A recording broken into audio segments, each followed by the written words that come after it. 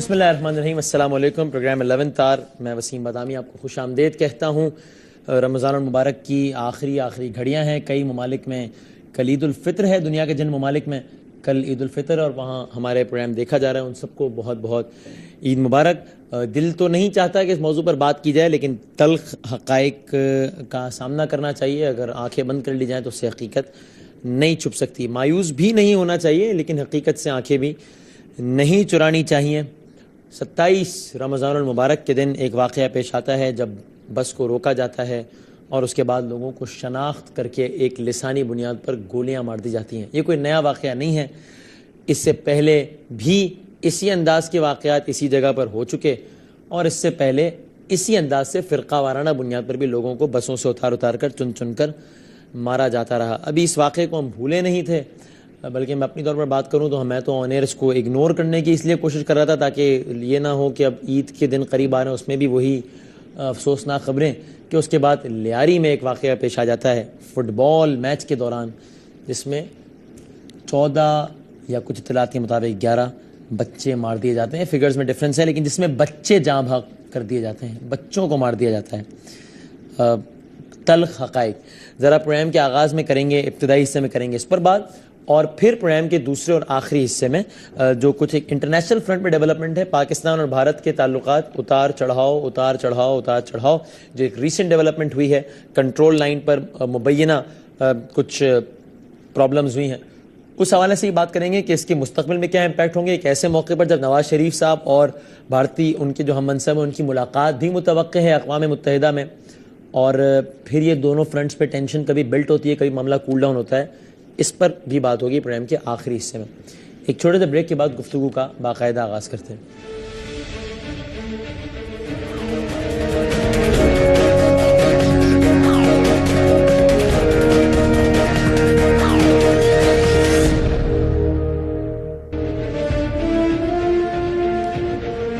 جناب ایک بار پھر آپ کو خوش آمدید کہتے ہیں. ہمارے ساتھ اس وقت موجود ہیں کل لیاری میں جو افسوسناک واقعہ ہوا خبر ہم تک یہ آئی کہ اس کے جو ٹارگٹ تھے پاکستان پیپلز پارٹی کے وہاں سے منتخب نمائندے جناب جاوید ناگوری صاحب تھے.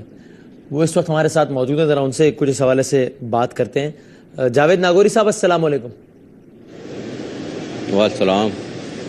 ویسے پہلے تو بتائیں اس واقعے سے متعلق کہ مطلب یہ کل کیا ہوا تھا, کیا تقریب تھی اور وہاں پر کیا, چونکہ ظاہر ہے آپ ٹارگٹ بھی تھے, اللہ کا شکر ہے کہ آپ کی جان محفوظ رہی لیکن بہت زیادہ جانی نقصان ہوا, بہت ہی افسوسناک ترین واقعہ ہوا لیکن یہ آپ عینی شاہد بھی تھے تو یہ مطلب یہ کیا ہوا تھا کل, ذرا ہمیں بتائیے گا. بسم اللہ الرحمن الرحیم.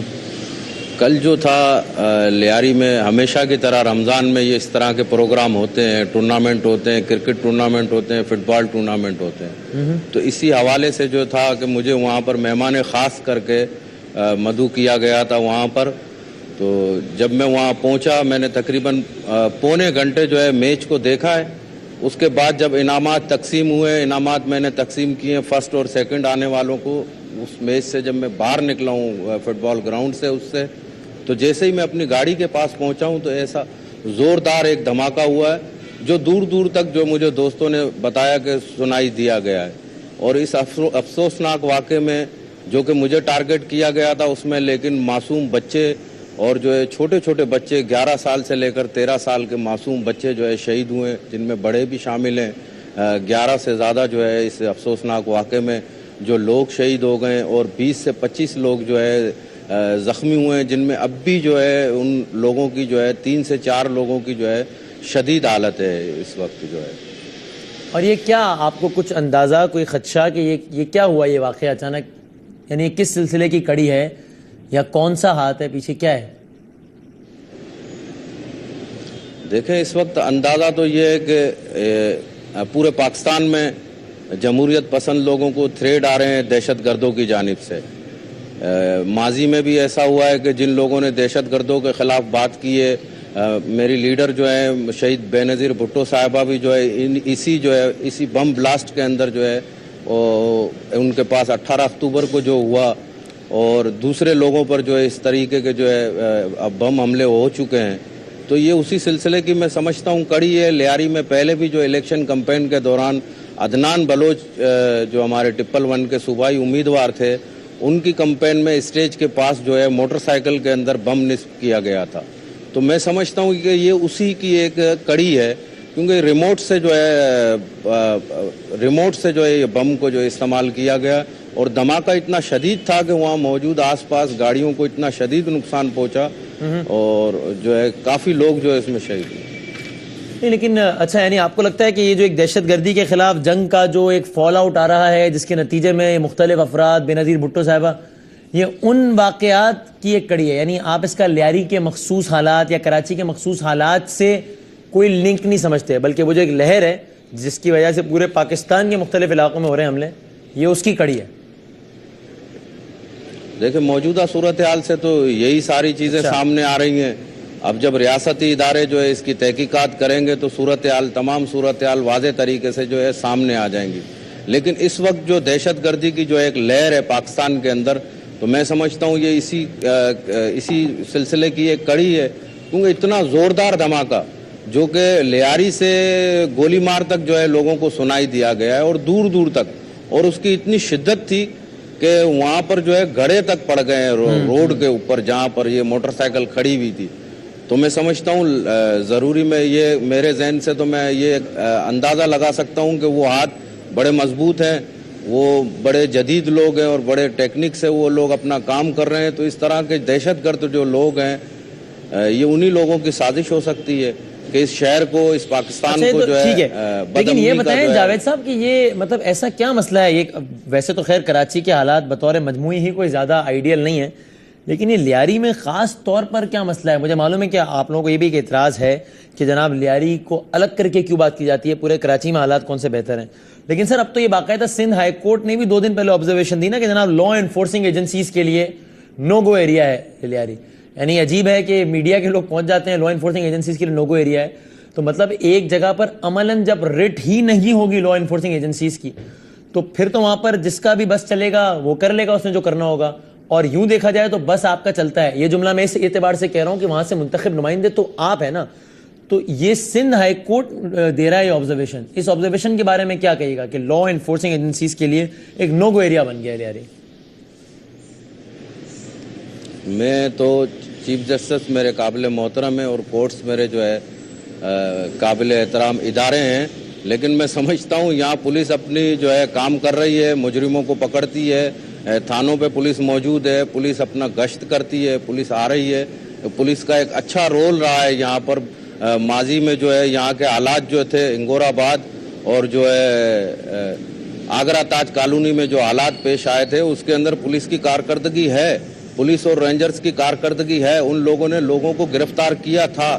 تو آپ کیسے کہہ سکتے ہیں کہ یہاں جو ہے لا اینڈ انفارمیشن, یہ جو ہے ریاستی اداروں کا جو ہے یہاں کنٹرول نہیں ہے؟ اچھا, یہ ایسے کہہ سکتے ہیں جاوید صاحب, یہ ایسے کہہ سکتے ہیں کہ عزیر بلوچ صاحب, اب وہ ان کے ساتھ وہ ان کا اسٹیٹس کیا ہے اس پہ تو ظاہر ہے میں کمنٹ نہیں کر رہا کوئی, لیکن صحیح یا غلط یہ رولنگ ہے کہ جناب ان کو حراست میں لیا جائے اور نہیں لیا جا سکتا. تو پھر یہ اس طرح کہہ سکتے ہیں نا کہ یعنی کہ لا انفورسنگ ایجنسیز کی رسائی نہیں ہے ان تک, اس لیے نہیں لیا جا سکتا نا. تو اس سے ثابت نہیں ہو گیا کہ جناب واقعی نو گو ایریا ہے؟ دیکھیں, آپ کراچی شہر کے 18 ٹاؤن ہیں, میڈیا فوکس کرتی ہے صرف لیاری کو. نہیں سر, میں نے اسی لیے دیکھیں میڈیا کا حوالہ نہیں دیا, سندھ ہائی کورٹ کا حوالہ دیا. مجھے معلوم ہے آپ کا آرگومنٹ, اسی لیے سندھ ہائی کورٹ کا حوالہ دیا. میں آپ کو بتاتا چلوں کہ ہم پر اتنا دہشت گردی, دیکھیں میں آپ کو وسیم بھائی ایک بات بتاتا چلوں کہ ہم پر جو ہے حملے بھی ہم پر ہو رہے ہیں, پھر آپ اس طرح کی جو ہے باتیں کرتے ہیں. تو آپ پورے کراچی شہر سے جو ہے لیاری کو کمپیئر کریں. لیاری کوئی علاقہ غیر تو نہیں ہے. لیاری میں یہاں پر جو ہے متحدہ قومی موومنٹ کا صادق قریشی کو جو ہے وہاں پر گولیاں مار کر شہید کیا گیا ہے, اور ہمارے پیپلز پارٹی کے لوگوں کو آئے دن مارا جاتا ہے. اور لانڈی کورنگی کے حالات آپ دیکھیں تو ان پورے شہر کے ساتھ اس کو آپ لیاری کو شامل کریں. لیاری کو ایک مخصوص ٹارگٹ فوکس کر کے جو ہے پیش کیا جاتا ہے. لیاری میں یہ ہو گیا, اب گھاس منڈی لیاری میں نہیں لگتا ہے, لیکن اگر وہاں کوئی خبر آتی ہے تو لیاری میں یہ ہو گیا ہے. ماڑی پور روڈ کا اس طرف علاقہ مچھر کالونی ہے, وہ لیاری میں نہیں لگتا ہے, میڈیا میں آتا ہے کہ لیاری میں یہ ہو گیا. یہ تو ایک فوکس ہے, یہ تو ایک ٹرائل ہے ہمارے خلاف. عدالت بھی ٹرائل کر رہی ہے آپ کے خلاف. عدالت کی کمنٹس پہ بتائیں نا. دیکھیں, میں نے پہلے ہی کہا, میں نے پہلے ہی کہا ہے کہ عدالت میرے لیے قابل محترم ہے, لیکن میں آپ کو ایک وسیم بھائی ایک یہ بات بتاتا چلوں کہ ماضی میں اس طرح ہوا ہے کہ اس طریقے کے شدت پسند لوگوں کو گرفتار کیا گیا. یہ پولیس کی بڑی کارکردگی ہے, یہ رینجرز کی بڑی کارکردگی ہے. لیکن ہوا یہ ہے کہ ان لوگوں نے جب ان کو گرفتار کیا ہے تو کورٹ سے بری ہو جاتے ہیں وہ لوگ. تو اس سے میں یہ کہتا ہوں کہ کورٹس ہمارے لیے قابل محترم ہے, لیکن میں چیف جسٹس صاحب سے اپیل کرنا چاہتا ہوں کہ اس اداروں کو درست کریں.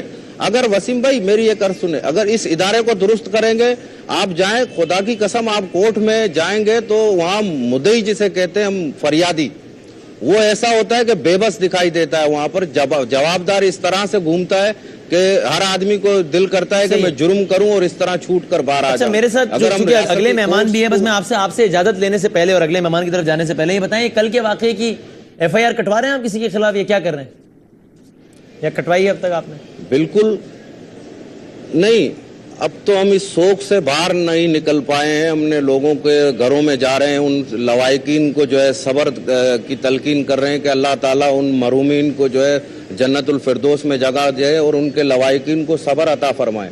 ہم تو ان چیزوں سے جب باہر نکلیں گے تو ہم اس چیز کو ٹارگٹ کریں گے کہ بھائی یہ پولیس سے, انتظامیہ سے معلومات حاصل ہوں گی, ریاستی ادارے وہ تحقیقات کریں گے کہ آیا یہ کن لوگوں کی کارروائی ہے. اس میں ہم تو آپ کو نہیں بتا سکتے کہ یہ کون لوگ ہیں اس میں شامل ہیں. قبل از وقت ہوگا کسی پر الزام لگانا, اور یہی ہے کہ اگر ہم جھوٹا الزام کسی پر لگائیں گے تو اصل لوگ جو ہے, اصل دہشت گرد جو ہے قانون کے ہاتھوں سے نکل پائیں گے.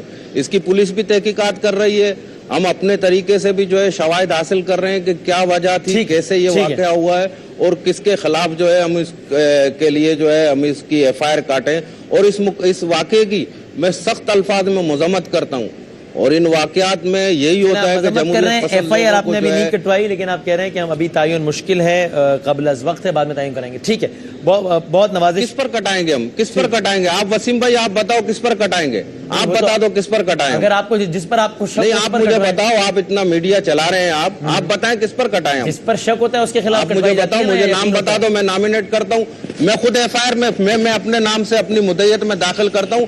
آپ مجھے بتا دو کہ میں کس کے خلاف ایف آئی آر. آپ کو پتا ہوگا نا کہ آپ کو کس پر شک ہے, مجھے کیسے پتا, میرے ساتھ کچھ ہوتا ہے تو میں آپ سے تھوڑی پوچھوں گا یار مجھے بتائیں جاوید بھائی کس پر شک ہونا چاہیے, تو مجھے پتا ہوگا کہ مجھے کس پر شک ہے. آپ کیسی باتیں کر رہے ہیں وسیم بھائی, آپ کیسی باتیں کر رہے ہیں. آپ پختون جو خواہ میں جو واقعہ ہوا ہے کس کے خلاف ایف آئی آر کٹی ہے, شدت پسندوں کے خلاف کٹی ہے نا. پولیس اپنی مدعیت میں کاٹتی ہے نامعلوم افراد کے خلاف, پھر جب اس کی شناخت ہو جاتی ہے وہ ایف آئی آر میں نامینیٹ ہو جاتے ہیں. آپ کیسے کہہ رہے ہیں کہ اتنا بڑا واقعہ, کوئی تھوڑی کوئی نعرہ لے کے سلطان رائی کی طرح آیا تھا کہ بھائی ہم نے یہ بم بلاسٹ کیا ہے وہاں پر. پولیس نامعلوم افراد کے خلاف ایف آئی آر پولیس کاٹتی ہے اپنی مدعی. نہیں وہ تو بات ٹھیک ہے, لیکن ایک بڑی obvious سی بات ہے نا جاوید صاحب, کچھ معاملات میں انسان کو شبہ ہوتا ہے نا, یہ تو بڑی obvious سی بات ہے, تو آپ ٹھیک کہہ رہے ہیں, لیکن بڑی obvious سی بات ہے, کچھ معاملات میں انسان کو شبہ ہوتا ہے. کئی ایسے بڑے بڑے واقعات ہوئے ہیں جس میں آپ کی پارٹی نے بھی فوری طور پر کسی کے شک کا اظہار کیا ہے, تو ایف آئی آر اس پہ کٹوائی جاتی ہے, اور نہیں ہوتا تو نامعلوم افراد کے خلاف. سمپل سی بات ہے وسیم بھائی, ہمیں پورے اس پاکستان کے اندر جو لوگ دہشت گردی کرتے ہیں, جن لوگوں نے بے نظیر بھٹو کو شہید کیا اور جن لوگوں نے یہاں پر جمہوریت پسند لوگوں کو شہید کیا, ہمیں ان تمام لوگوں پر شک ہے. لیکن ہوتا یہ ہے وسیم بھائی, میں آپ کی نالج میں ایک یہ بات لانا چاہتا ہوں کہ پولیس اپنی مدعیت میں لیکن اب ٹھیک ہے, صحیح ہے, میں آپ کے بات سمجھ گیا, آپ کوئی پریسائز ہونی. بہت شکریہ جاوید ناگوری صاحب, تھینک یو ویری مچ, آپ نے ہمارے لیے وقت نکالا. پاکستان پیپلز پارٹی کے منتخب نمائندے لیاری سے متحدہ قومی موومنٹ کے سینئر موسٹ رہنما جناب فاروق ستار صاحب ہمارے ساتھ اس وقت ٹیلی فون لائن پر موجود ہے. السلام علیکم فاروق ستار صاحب. وعلیکم السلام, آپ کیسے ہیں وسیم بدانی؟ الحمدللہ, آپ ٹھیک ہیں فاروق صاحب؟ جی بس ان حالات میں.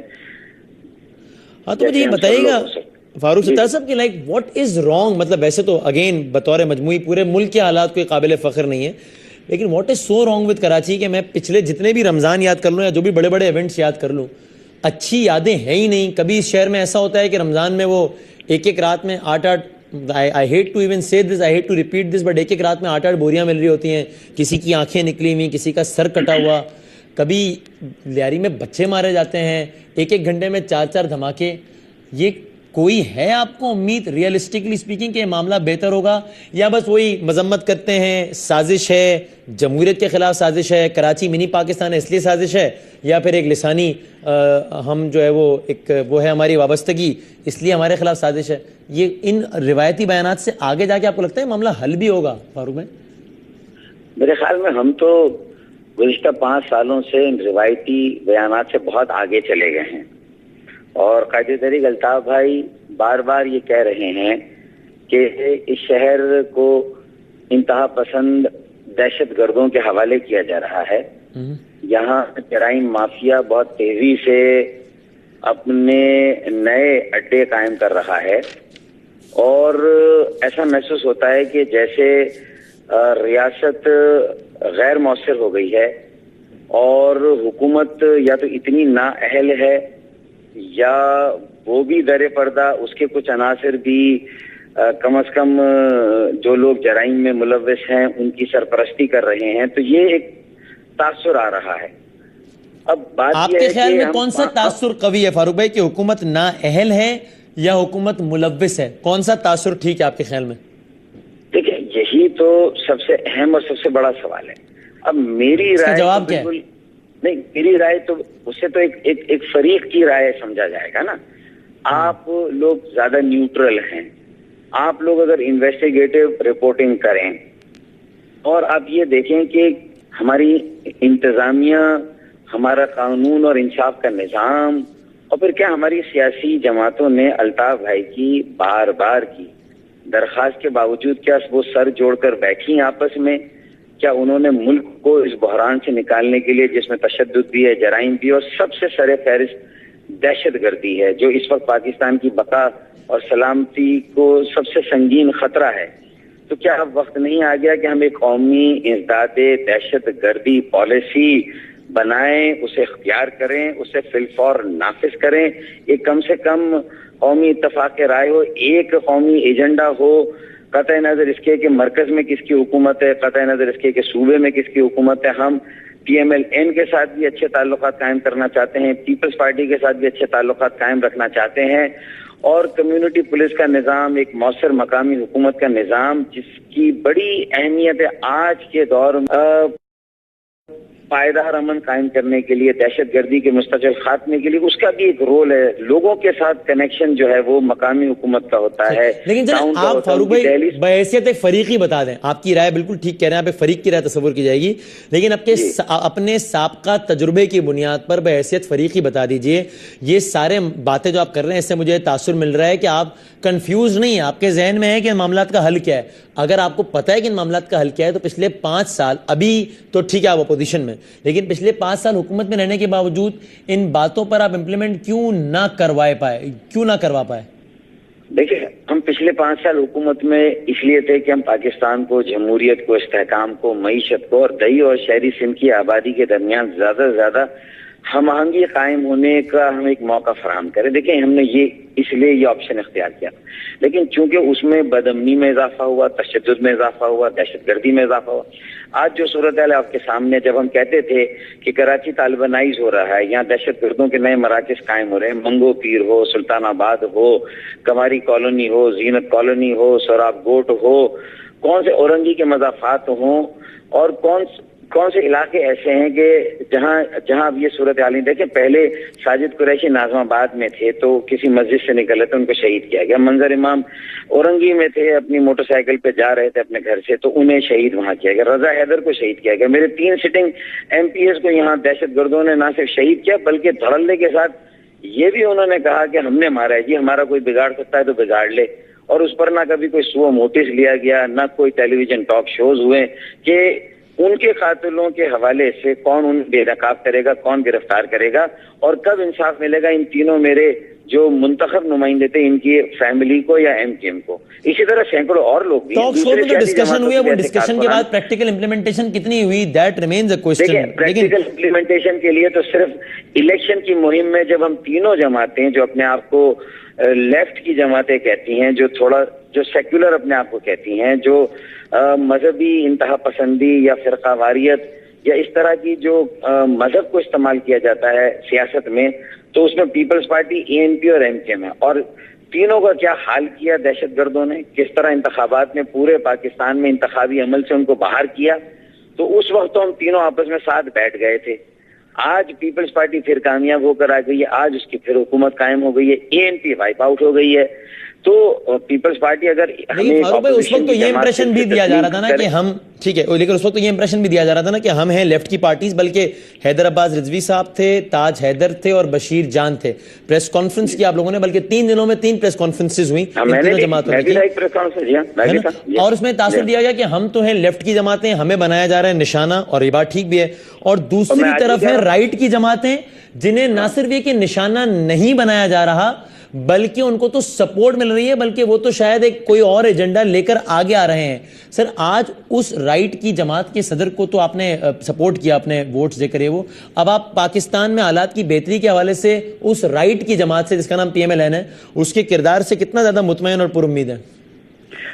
اس کے کردار کو ایکچولی ہمیں خود وضع کرنا ہوگا، انہیں انگیج کرنا ہوگا. پورے ملک میں ایک قومی جسے کہتے ہیں سلامتی یا انسداد دہشت گردی کی پالیسی بنانے کے لیے اگر وزیر اعظم صاحب نے اعلان کیا تھا تو میرے خیال میں اب اس جو ہے وہ قومی سطح کی کانفرنس کو ہو جانا چاہیے، ہمیں سر جوڑ کر بیٹھنا چاہیے. اور پیپلز پارٹی صوبائی حکومت میں اگر چلے، وہ وفاق میں جو تھوڑا دائیں بازو کی جماعت ہے، اگر وہ اس میں اس وقت جو ہے وہ اپنا حصہ نہیں ڈال رہے تو کم از کم اپنے صوبے کی تو فکر کریں پیپلز پارٹی اور ہم.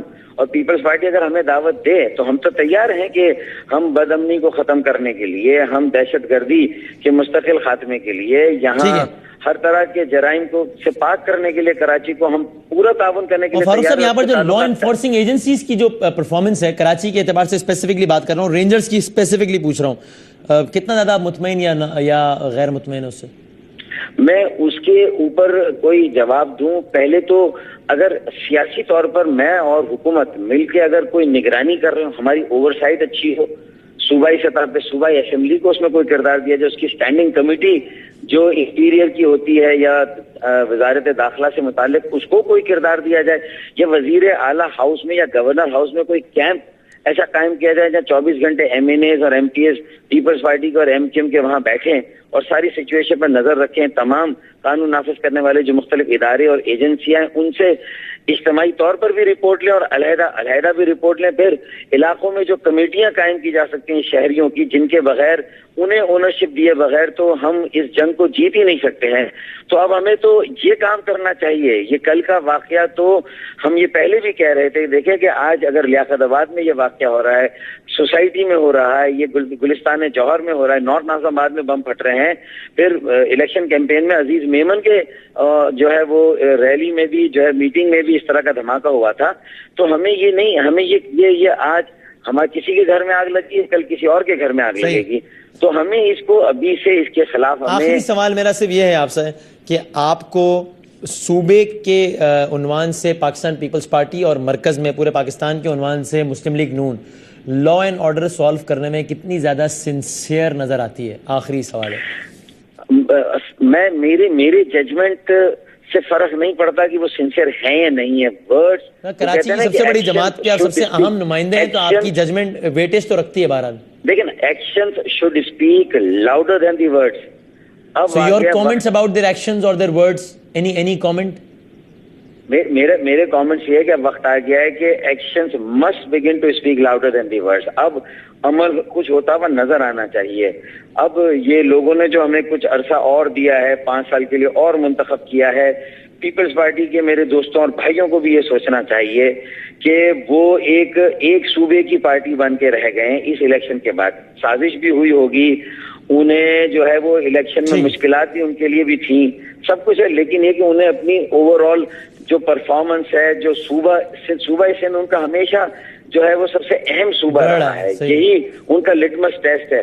اگر اس صوبے میں خدا نخواستہ ایک بار پھر وہ ناکام ہو گئے تو پھر مجھے بتائیے تو پھر پورے سندھ میں کس کی حکمرانی ہوگی؟ پھر تو یہاں دہشت گردوں کی، جرائم مافیا کی.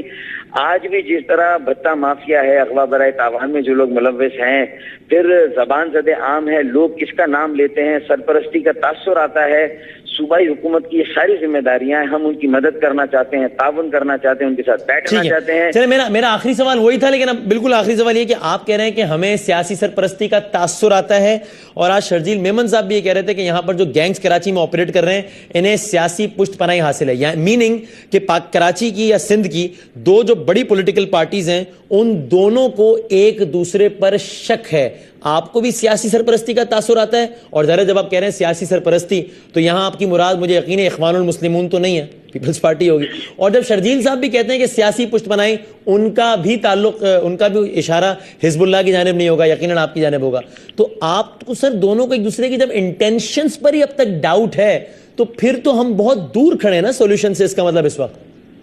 اسی لیے تو دیکھیے، اسی لیے تو ان 5 سالوں میں کم از کم ہم نے پچھلے 5 سالوں کے تجربے کو سامنے رکھتے ہوئے ہم نے کہا اب ہم اپوزیشن میں رہ کر کوشش کرتے ہیں کہ ہم کراچی کے امن کے لیے کچھ کر سکیں. ٹھیک ہے. ہم حکومت میں رہ کے بہت ساری مروت کا شکار رہے، بہت ساری باتیں ہم کھل کر نہیں سکے، جس ظاہر ہے کہ کلیکٹیو رسپانسبلٹی میں ہمارے اوپر بھی یہ بات آئی کہ وہ حکومت ناکام ہوئی تو ہم بھی ناکام ہوئے، ہماری بھی کارکردگی پر فرق آیا، ہماری بھی ساکھ متاثر ہوئی.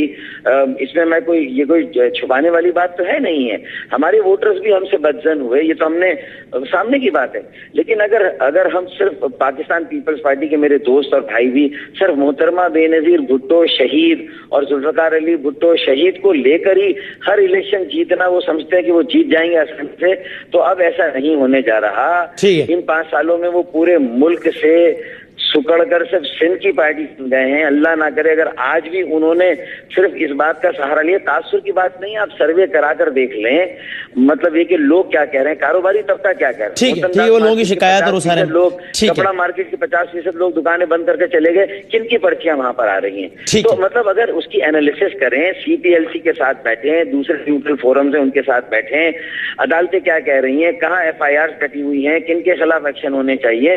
میرے خیال میں کوئی ڈھکی چھپی بات ایک سیل بننا چاہیے، آپ کہہ رہے ہیں وہ سارے معاملات زیر. ٹھیک ہے، بہت شکریہ، تھینک یو ویری مچ.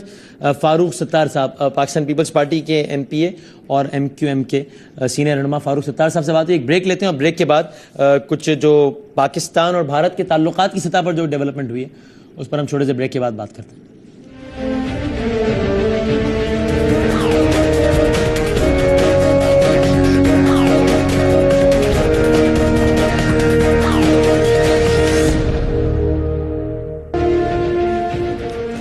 جس پروگرام کے آخری سے میں آپ کو خوش آمدید کہتے ہیں. کنٹرول لائن پر فائرنگ کا تبادلہ ہوا، یہ بھارتی موقف ہے اور جس میں وہ کہتے ہیں کہ جناب ہمارے 5 بھارتی فوجی ہلاک کر دیے گئے اور الزام پاکستان پر لگایا. یہ تو ان کا موقف ہے اور بڑے سخت ترین نوعیت کے بیانات بھارت کی سول اور ملٹری لیڈرشپ کی جانب سے بھی آئے. پاکستان کا اس پر موقف آیا سامنے. ذرا مزید تفصیلی موقف لینے کے لیے ہم نے زحمت دی ہے. ہمارے ساتھ موجود ہیں ایڈیشنل سیکرٹری اور ابھی کے پاس اضافی عہدہ ہے ترجمان دفتر خارجہ کا بھی، جناب اعزاز احمد چودھری صاحب ہمارے ساتھ موجود ہے. السلام علیکم اعزاز صاحب. اعزاز صاحب پہلے تو سر یہ بتائیے گا کہ یہ اس وقت پاکستان کا اس پہ آفیشیل موقف کیا ہے کہ یہ واقعہ پریسائسلی کہاں پیش آیا تھا؟ مطلب یہ بارڈر پر پیش آیا یا پھر بارڈر سے خاصا اندر بھارتی سائڈ پر یہ واقعہ پیش آیا ہے جو بھی ہوا ہے؟ جی ہمارے نزدیک تو واقعہ کوئی پیش نہیں آیا. یہ ہم نے میڈیا میں خبریں سنی اور کیونکہ بہت زیادہ تواتر سے ایک دم سے اتنی زیادہ خبریں آئیں تو ہم نے اپنی ملٹری اتھارٹیز کو کہا کہ اس کی طرح تحقیق کی جائے. تو انہوں نے کہا کہ اس قسم کا کوئی ایکسچینج نہیں ہوا، کیونکہ عموماً جب اس قسم کی کوئی چیز ہوتی ہے تو سب سے پہلے جو سیکٹر کمانڈرز ہیں یا جو فلینک کمانڈرز ہیں وہ آپس میں ایک دوسرے سے رابطہ کرتے ہیں، پھر جو ملٹری آپریشن کے جو ڈائریکٹرز ہیں وہ رابطہ کرتے ہیں. تو ان میں سے کوئی عمل جو ہے وہ نہیں وقوع پذیر ہوا. تو ہمارے نزدیک کوئی ایسا واقعہ نہیں ہوا اور ہم نے یہ اس کے لیے کل ایک پریس ریلیز بھی جاری کی کہ ہماری طرف سے کوئی نہ چینج آف فائر ہوا ہے اور نہ ہی کوئی اس قسم کا واقعہ ہے. تو پھر اس پر آپ کا امپریشن کیا ہے پاکستان کے دفتر خارجہ کا کہ ایک ایسا واقعہ جو کہ ہوا ہی نہیں ہے اس کی بنیاد پر نہ صرف یہ کہ ایک تو میڈیا نے واویلا تو مچایا ہی اور اس کے بعد ان کی اعلیٰ ترین سول اور ملٹری قیادت نے یہ بیانات دیے اور وہ بھی خاصے سخت نوعیت کے. آپ کی کیا انٹرپریٹیشن ہے سر؟ آپ کے خیال میں یہ کیوں، اور وہ بھی ایک ایسے موقع پر جب معاملات ایسا لگ رہا تھا کہ ملاقات بھی ہوگی وزراء اعظم کی، یہ آپ کے خیال میں اس کی کیا وجہ ہے؟ وجہ تو اب وہ بتا سکتے ہیں کہ ان کے نزدیک کیا ہے، لیکن آپ نے درست فرمایا کہ ماحول ایسا بن رہا تھا جس سے لگتا تھا کہ دونوں ملکوں کی قیادت جو ہے اس دوستی کے عمل کو بڑھانا چاہتی ہے. اور ہماری طرف سے تو وزیر اعظم صاحب نے باقاعدہ آتشات کی پیشکش کی کہ ہمارے پاکستان کے ارد گرد جتنا اڑوس پڑوس ہے اس سے امن ہونا چاہیے تاکہ جو حکومت وقت ہے وہ لوگوں کی فلاح و بہبود کے کاموں پر توجہ دے سکے. اور اس میں ہندوستان بھی شامل تھا. اور جو یہاں سے ہمیں جو سگنل ہماری قیادت نے دیا، ہندوستان کی قیادت کی طرف سے بھی مثبت اندیے آئے، تو خیال تو یہی تھا کہ یہ معاملہ چل پڑا ہے، ذرا انشاءاللہ اچھا نکلے گا.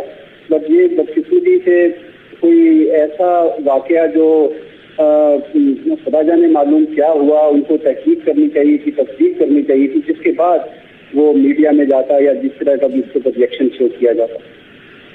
اور آپ کو اس میں مطلب کوئی ایک انٹینشنل ایفرٹ لگی ہے یہ وہاں کی کسی سول یا ملٹری قیادت کی جانب سے بنے بنائے معاملے کو بگاڑنے کی، یا مس انڈرسٹینڈنگ لگی ہے آپ کو؟ جی آئی ہوپ کہ امید تو یہی ہمیں کرنی چاہیے کہ یہ انٹینشنل نہیں ہوگی اور کوئی مس انڈرسٹینڈنگ بھی ہوگی.